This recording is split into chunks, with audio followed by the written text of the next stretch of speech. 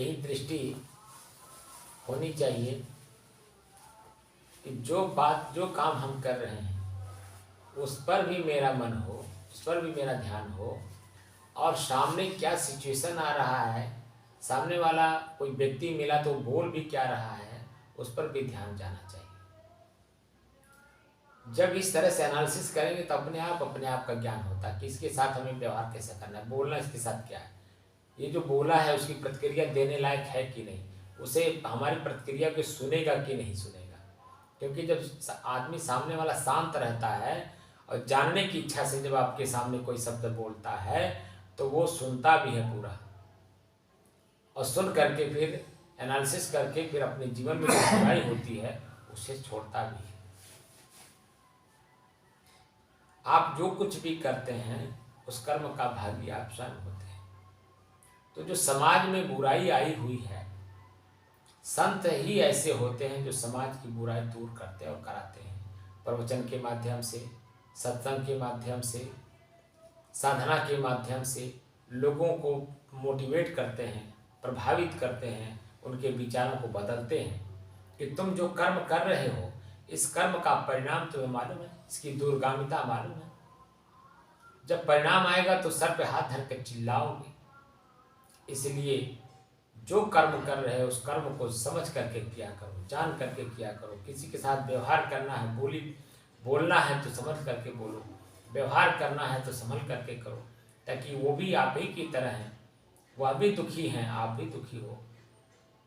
जो पत्नी है वो भी सुख खोज रही है और आप पति हो, आप भी सुख खोज रहे हो। हम एक दूसरे के शरीर में खोज रहे हैं, मन को नहीं पढ़ पा रहे हैं। जिस दिन मन को पढ़ लेंगे, साथ होते हुए भी हम लोग परमानंद की जो सुख होता है उसको खोजेंगे, जो कभी छूटने वाला नहीं है। तो उसी बिस्तर पे रहते हुए भी हम ऐसा कर्म करेंगे जिससे कि हमारे परिणाम में जो दुख आने वाला वो दुख नहीं होगा। हम लोग शादी करते हैं, क्यों करते हैं? इसलिए कि बुढ़ौती में हमारा सेवा कौन करेगा। शादी कर लेते हैं, हमारा बुढ़ौती का सहारा कौन होगा। एक साथी खोज लेते हैं, वो भी सुख खोज रहा, आप भी सुख खोज रहे हैं। उसके बीच में एक बच्चा पैदा होता है, पूरा ध्यान आपका इन दोनों के बीच का उस बच्चे पे चला जाता है। बच्चे को आपने क्यों पाला पोसा बड़ा किया कि ताकि हमारे बुढ़ौती में हमारा सेवा करेगा और अंत में मेरे शरीर का दाह संस्कार ही करेगा। और तमाम तरह के एनालिसिस करने के बाद समाज को देखिए, जिस जो भाव आपके अंदर में आ रहा है, जरा समाज के अंदर में एनालिसिस करो। जिसके पास बच्चा नहीं है उसको देखो, जिसके पास बच्चा है उसको देखो। बच्चा आपके जो बूढ़ा हो चुका है, जर्जर हो चुका है, शरीर छोड़ने वाला है, उसके बेटे 4 हैं, 5 हैं, 10 हैं, उनके साथ क्या व्यवहार कर रहे हैं। जिसके पास एक बेटा है उसका व्यवहार कैसा हो रहा है, और जिसके पास बेटा नहीं है उसके साथ समाज के लोग कैसा व्यवहार कर रहे हैं।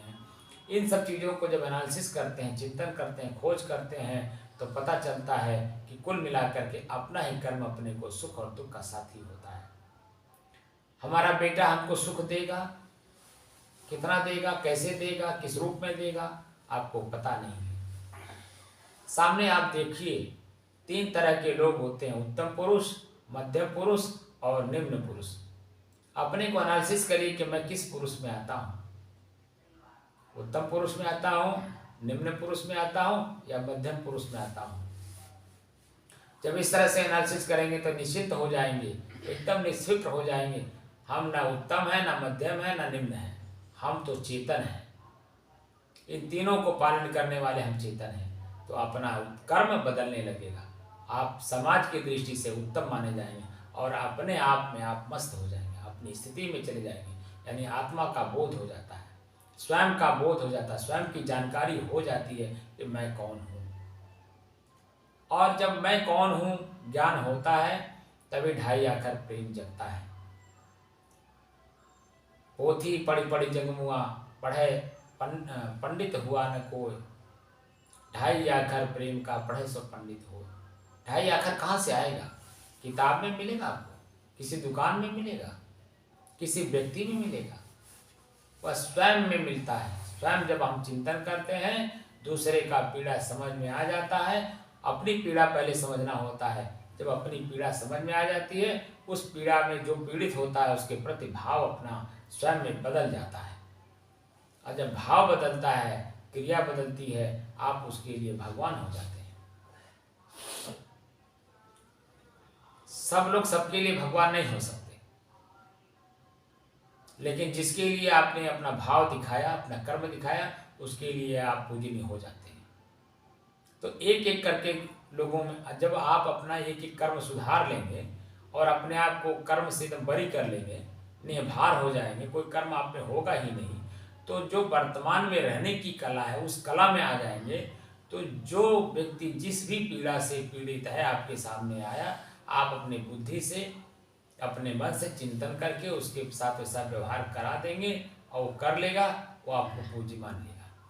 बड़े बड़े संत महापुरुष अपने ज़माने में शब्दों के माध्यम से लोगों को मोटिवेट किए, चाहे वो बुद्ध रहे हों, जैमिनी रहे हों, कणाद रहे हों, महापुरुष अनेकों हैं।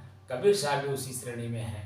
उन्होंने भी अपने भजन के माध्यम से, खजड़ी के माध्यम से 5 लोग, कबीर चौरा पे आप जाइए तो 4 लोग और कबीर साहब 5 लोग, ये मिल करके कबीर चौरा बना। कबीर चबूतरा था, वो चबूतरे पे बैठ करके खजड़ी पे भजन गा करके लोगों को सुनाया, लोगों को जगाया आंतरिक रूप से, और लोग जागे। आज कारवां बन गई, पूरा सृष्टि कबीर साहब के ओत-प्रोत होती है।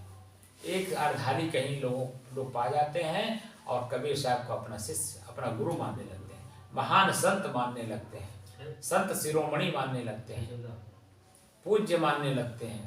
तमाम बातें आज वो क्यों?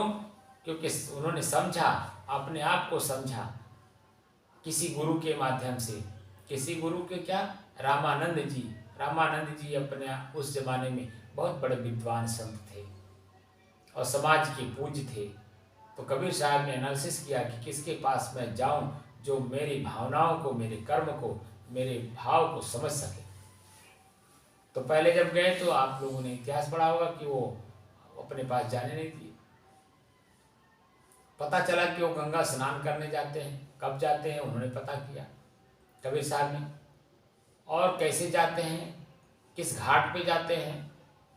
बस वो जाकर के सीढ़ी पे लेट गए, उनका पैर पड़ता है रामानंद जी का, और कहते हैं राम राम कहो, राम राम कहो, हरे राम हरे राम हरे राम। किसके ऊपर मेरा पैर पड़ गया? कौन चेतन जीव है? मेरे से कष्ट तो नहीं हुआ आपको? तुरंत उनको उठाते हैं। तो कबीर साहब कहते हैं मिल गया मिल गया मिल गया। क्या मिल गया? मंत्र मिल गया। क्योंकि राम राम का ही मंत्र वो देते थे, तो वो समझ के मंत्र मिल गया। रामानंद जी उठाते हैं, उन्हें अपने सीने से लगाते हैं, और फिर वो गुरु शिष्य का संबंध वहीं से शुरू हो जाता है। तमाम बातें उसमें लिखी हुई हैं। कबीर साहब ने भी गुरु करके समाज को गुरु करने का प्रेरणा दे गए हैं, क्योंकि गुरु परंपरा टूटनी नहीं चाहिए। क्योंकि पिता पुत्र का संबंध, गुरु शिष्य का संबंध, ये अटूट होना चाहिए। और जब अटूट होता है, उसी में लोगों में अपनी चेतना जागती है, और चेतना जगा करके अपने कर्म को बदलते हैं और अपने आप को स्वयं गुरुत्व धारण कर लेते हैं। स्वयं आप गुरु हैं, लेकिन अपने गुरुत्व का आपको पता नहीं है, इसीलिए दूसरे गुरु के द्वारा, जैसे दीपक आपके पास है, उज्जल नहीं रहा है, दूसरे दीपक का सहारा लीजिए। दीपक है, बत्ती है, तेल है, आपके पास सब कुछ उपलब्ध है, उसमें अग्नि नहीं है, तो क्या करेंगे? दूसरे के दीपक से अपने दीपक को जला लिया जाता है। दीपक जल गई, जब जल गई प्रकाश हो गया। आपके पास सब कुछ उपलब्ध है, बस दूसरे से खाली जानकारी, यानी दीपक से दीपक खाली छुलाना है। जैसे शब्द अपने अंदर में मिलता है, हम स्वयं एनालिसिस करने लगते हैं, और जब एनालिसिस करते हैं गंभीरता पूर्वक, तो उसका जो परिणाम है वो एकदम सामने आ जाता है। तो ये जो मैंने नया सिस्टम लागू किया, आंख खोल करके अब अपने श्वास पे ध्यान लगाना है। तो जैसे जैसे, और ये भी नहीं करना है कि लगातार एक ही जगह देखना है, क्योंकि लगातार देखने से हमारे आंख के अंदर में दर्द होने लगता है, चुभन सी होने लगती है। तो ऐसा काम नहीं करना है। अभी लगातार आप लोग देख नहीं सकते, इसीलिए उसी दीवार पर ही थोड़ा थोड़ा इधर उधर दृश्य को बदलते रहिएगा, और पलके झपकते रहिएगा, जैसे सामान्य रूप से आप करते रहते हैं। क्योंकि ये सहज साधना है ना, सहज में रहने की कला सीखनी है। हम असहज हो गए हैं, इसलिए सहज की जरूरत पड़ती है। जो कि आप स्वयं सहज हैं, उपलब्ध हैं अपने आप में, लेकिन अपनी सहजता को असहज में स्वयं बदल लिए कर्म करके, सोच के, बोल के, करके, देख के, चख के अपने आप को असहज कर लिया। तो पुनः अपने सहज में वापस जाना है। तो हर चीज़, हमारा जो भी चीज़ें हो वो सहज में होना चाहिए। हमें महसूस होना चाहिए हम सहज में कर रहे हैं, तो सहज में हो रहा है, अपने आप में सहज में हो रहा है। तो सहजता का बोध कैसे होगा? तो आपको ज्ञान होगा सामने व्यक्ति कैसा है, उसके साथ हमें बोलना कैसे है, हमें व्यवहार कैसा करना है। कोई व्यक्ति हमारे सामने है, वो सीनियर है, हमारे साथ व्यवहार कैसा कर रहा है, क्या ये व्यवहार अच्छा है, हमें अच्छा लग रहा है? अच्छा लग रहा हो तो उनकी बात को सुनिए, ना अच्छा लग रहा हो, अगर हिम्मत हो कह दीजिए, ना हिम्मत हो तो सुन करके सहन करने की क्षमता बढ़ाइए। और अपने द्वारा दूसरे को वह कर्म आपसे ना हो, इस बात का ध्यान रखिए। श्वास पर ध्यान क्यों केंद्रित कराया जा रहा है? कि जो भी चीज़ें हम देखते हैं, जो भी चीज़ें हम सुनते हैं, जो भी चीज़ें हम चखते हैं, हमारा श्वास तेज गति से चलने लगता है। जो सामान्य भाव में सांस चल रहा था, सामान्य रूप से वो नहीं होता है, बल्कि तेज और मध्यम हो जाता है, धीमी हो जाती है, हमारी श्वास खुद धीमी हो जाती है। इसलिए अब आज से आंख खोल करके, जो लोग पुराने लोग हैं, आज 41 दिन हो गया, जो पुराने लोग हैं वो आंख खोल करके अपने श्वास पर ध्यान लगाएंगे और सामान्य रूप से बैठ करके आंख को सामने दीवार पर घूम देखते भी रहेंगे, पलके भी झपकते रहेंगे और अपने श्वास पर ध्यान भी लगाएंगे। इससे क्या होगा? वर्तमान में आपको रहने की कला आने लगेगी। भूत और भविष्य की कल्पना में आपका मन नहीं जाएगा। भाव अपना कैसा चेंज हो रहा है? सामने हमारे दृश्य 4 लोग हैं, 5 लोग बैठे हैं, राम अवतार बाबू हैं, राम जागीर बाबू हैं, राम प्रताप बाबू हैं, रामदीन मौर्य जी हैं, विकास बाबू हैं, 5 लोग हैं हमारे साथ। तो पांचों के शरीर पे 5 तरह के कपड़े हैं, पांचों के 5 भाव हैं, पांचों के 5 कर्म हैं, पांचों की उम्र 5 तरह की है। तो मेरे अंदर में वो भाव होना चाहिए, किसके साथ हमें कैसा व्यवहार करना है।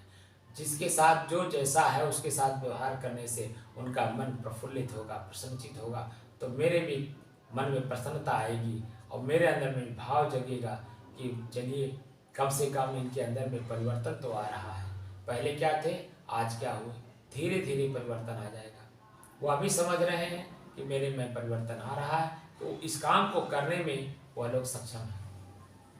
अभी मैं बाहर सिर्फ पॉम्पलेट के माध्यम से, पेपर के माध्यम से लोगों को बता रहा हूँ और स्वयं भी मैं सीनियर लोगों के पास जा करके मिलता हूँ, अधिकारियों से मिलता हूँ, बताता हूँ। अभी उनको मैं प्रेरणा यहाँ आने के लिए नहीं कर रहा हूँ, तो खाली एक डुगडुगी बजा दिया, भाई आपको अगर आवश्यकता हो तो आइए, बैठिए, सुनिए, देखिए और करिए। दबाव डाल करके नहीं ला रहा, नहीं जबरदस्ती आइए, वहाँ आइए, बैठिए, सुनिए। मैं ऐसा नहीं कर रहा हूँ। क्यों नहीं कर रहा हूँ? कि हम अपने परिसर में, हमारे इस परिसर में, आश्रम के परिसर में कुछ पुराने किराएदार हैं। जब किराएदार हमारे संतुष्ट हो जाएंगे ये क्या हो रहा है, तब मैं बाहर के लोगों को बुलाऊंगा, तो ये उसमें व्यवधान उत्पन्न नहीं करेंगे। यानी कोई भी बात ऐसा वहाँ बाहर चर्चा नहीं करेंगे जिससे आने वाले लोगों पे बुरा असर पड़े, उनके मन पे असर पड़े। क्योंकि ये जब स्वयं संतुष्ट हो, देखिए घर को पहले मजबूत करिए। तो घर आपका शरीर है, पहले शरीर को मजबूत करिए। उस घर में आपकी चेतना नाम की कोई सारथी है जिसका नाम मन है, उसको मजबूत करिए। जब ये दोनों मजबूत हो जाएं तो बाहर के जो आपके सदस्य हैं परिवार के, उनको मजबूत करिए अपने विचारों में। और जब वो मजबूत हो जाएं तब अपने विचार को, अपने भाव को बाहर के लोगों में प्रकट करिए। तो क्या होगा कि आपकी चीज़ें कारवा बनेंगी। हम देखते हैं लोगों के पास ज्ञान हो जाता है तो अपने परिवार, अपने शरीर को, अपने मन को मजबूत नहीं करता है और ना ही अपने परिवार को करता है। वो दूसरे को सिर्फ सुनाने में लग जाता है, दूसरे को स्वस्थ करने में लग जाता है। तो जो साथ चलने वाले लोग हैं, जो साथ में हैं, वह मजबूत नहीं है तो कमजोर आप हैं, कहीं भी वो पटक सकते हैं। आपका मन कभी भी पटक देगा, आपका शरीर कभी भी पटक देगा, आपके समाज के लोग जो माता पिता पत्नी बच्चे हैं, वही जब नहीं आपके स्वीकार करेंगे तो बाहर वाला क्या करेगा स्वीकार करेंगे। बाहर के लोगों को सुखी कर भी दें, आप पैसे कमा भी लें, लेकिन उस पैसे का अपने ही परिवार में उसको मतलब नहीं रह जाएगा, क्योंकि वह लोग दुखी हैं, मन से दुखी हैं, शरीर से दुखी हैं, और उनके शरीर और मन का दुख आपने समाप्त किया नहीं तो बाहर का सुख उन्हें क्या प्रभावित करेगा। आप बाहर की वस्तु दे दीजिए, बाहर से रुपया दे दीजिए, बाहर से खाने पीने की सामान दे दीजिए, ओढ़ने पहनने के लिए साधन दे दीजिए, मकान महल बना कर दे दीजिए। जितने महल में लोग हैं जा करके देखिए, तो आपने क्या किया? कुछ नहीं किया। इसलिए जो सबसे बड़ा महल है शरीर, इस शरीर में जो सारथी है वो मन है, उसको पहले मजबूत करिए। मन और शरीर पहले मजबूत हो और अपने लोग मजबूत हों, तब आप जो है आगे जब बढ़ेंगे तो निश्चित तौर पे आपकी बातें सभी लोग उसको लेंगे, वजनदार में लेंगे, और आपके अपने ही लोग और उसमें सहयोग करेंगे और भाव से करेंगे। भाव में परिवर्तन नहीं दिखेगा। इसलिए हमने शुरू किया कि पहले आश्रम के लोग मजबूत हों। अभी बताइए 5 लोग लगा एक ही दिन में कमरा खाली कर दिए, इसलिए कि सुबह 5 बजे जगा दिया जाता है, वहां जाके बैठना पड़ेगा। अब आप बताइए मैं यहाँ क्या सिखा रहा हूँ? आपकी अपनी शक्ति जो आपने सुला दिया है उसको जगाने का काम कर रहा हूँ, और स्वयं आदमी जगना नहीं चाहता है और अपने मस्ते अपने मन के अधीन बिका हुआ दुख भोग रहा और दुख भोगना चाहता है, तो मेरा उसमें क्या गलती है? हमने कहा भैया कोई बात नहीं, खुशी पूर्वक जाइए।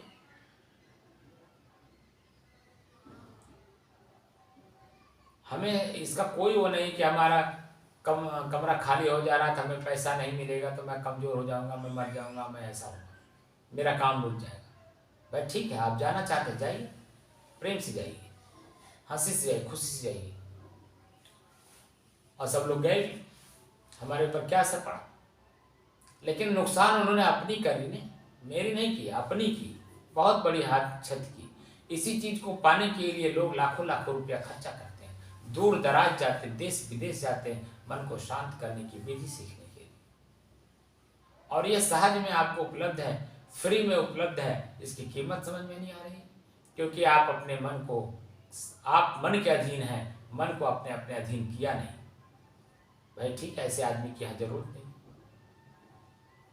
आने वाले दिनों में हमें वैसे भी उसको खाली कराना पड़ता, इसीलिए कि अब बाहर से लोग आएंगे तो यहाँ हमें रहने की व्यवस्था देनी है, भोजन की व्यवस्था देनी है, और 10 दिन का कार्यक्रम पूरा लगातार चलाना है, कैंप लगा करके, तो उसके लिए तो हमें जरूरत वैसे भी है। इसलिए आप लोग अपने को समझने का प्रयास करिए। मैं कौन हूँ, कैसा हूँ, किस रूप में हूँ, मेरे द्वारा आँख से देखा हुआ मुझे क्या प्रभावित करता है, मेरे द्वारा कान से सुना हुआ मुझे क्या प्रभावित कर रहा है, मैं अपने मुंह से बोल रहा हूँ शब्द के माध्यम से मुझे क्या प्रभावित, मैं क्या किस तरह से प्रभावित हो रहा हूँ, मैं हाथ से कुछ ले रहा हूँ तो मेरा मन क्या प्रभावित हो रहा है, मैं हाथ से कुछ दे रहा हूँ तो मैं कैसे प्रभावित हो रहा हूँ, मैं पैर से चल रहा हूँ तो मुझे क्या महसूस हो रहा है, क्या प्रभाव मेरे ऊपर डाल रहा है।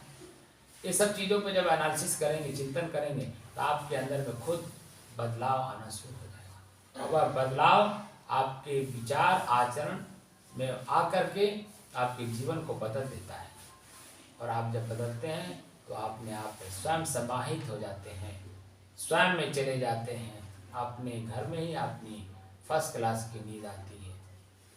मन मस्त हुआ तब क्यों बोले, हल्की थी तब चढ़ी तराजू, पूर्ण भया तब क्यों तोले। ये भाव आ जाता है, एकदम मस्त हो जाता है, अपनी मस्ती ही मस्ती आती है। अपने आप में ही हमें समाहित होना है, यही ज्ञान यहाँ प्राप्त करना है। हम अपनी वस्तु को जो भूल गए थे उसे याद करके, अपनी वस्तु को पा करके अपने आप में प्रफुल्लित प्रसन्नचित होना है, और उसका उपयोग कब करना है, कैसे करना है, किस रूप में करना है, इसका ज्ञान आपको स्वयं में होता जाएगा समय समय से। समय सुबह हुआ, आप सोए हैं, जगने की जरूरत है, सुबह होगा जगेंगे, अपने आप जगेंगे, कोई ना भी जगाए तो आप जग जाएंगे।